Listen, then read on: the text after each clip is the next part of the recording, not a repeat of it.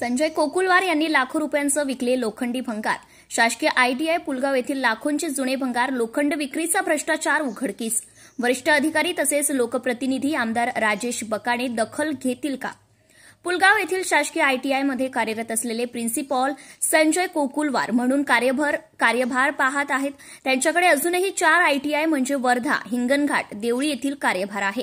मागील एप्रिल महिन्याच्या शेवटच्या आठवड्यात त्यांनी लाखो रुपयांचा आयटीआयमधील भंगार लोखंड कोणतीही जाहीर निविदा न काढता किंवा इतर कोणालाही लिलावाची माहिती न करता परस्पर भांडारपाल यांच्या मदतीने लाखो रुपयांचा लोखंडी भंगार कोणत्याही न्यूज पेपरला त्याची जाहिरात न देता परस्पर सायंकाळी 5 वाजता मोठे 2 हिंदुस्तान क्राफ्ट्सचे ट्रक बोलावले जाते, ज्याचे नंबर क्रमांक MH04DR2421 आणि MH04DS5668 हे ट्रक आयटीआयमध्ये जाते आणि कित्येक टन लोहा भरून रात्री 11 वाजता ते ट्रक निघून जाताना हे दृश्य अनेकांनी डोळ्यांनी बघितले।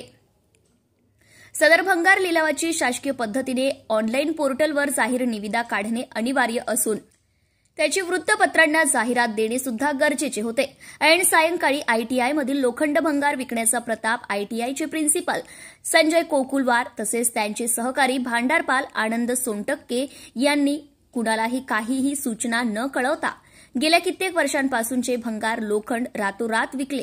ज्या ट्रकमध्ये पुलगाव आयटीआयमधून भंगार वाहून नेले ते वर्धाजवळील वायगाव येथे विकल्याची माहिती गुप्त सूत्रांकडून मिळाली। सदर घटनेसंबंधात आमचे प्रतिनिधी यांनी विचारपूस केली असता आयटीआयमधील कर्मचाऱ्यांनी उडवाउडवीची उत्तरे देण्याचा प्रयत्न केला। यावरून लक्षात येतो की आजपर्यंत कित्येक लाख रुपयांची लोखंडे आणि भंगार तसेच जुने कम्प्युटर सीपीयू विकले असावे। या संबंधित प्रकाराची वरिष्ठ अधिकारी तसेच लोकप्रतिनिधी आमदार राजेश बकाणे, देवळी विधानसभा यांनी दखल घेणे गरजेचे आहे। आजपर्यंत दरवर्षी कित्येक लाख रुपयांची भंगार लोखंडे विकली गेली असेल याचा अंदाज लावणे अशक्य आहे। पुलगाव व्यतिरिक्त तसे 4ही संबंधित शासकीय आयटीआयची चौकशी कसून करण्यात यावी अशी जनमानसात चर्चा आहे।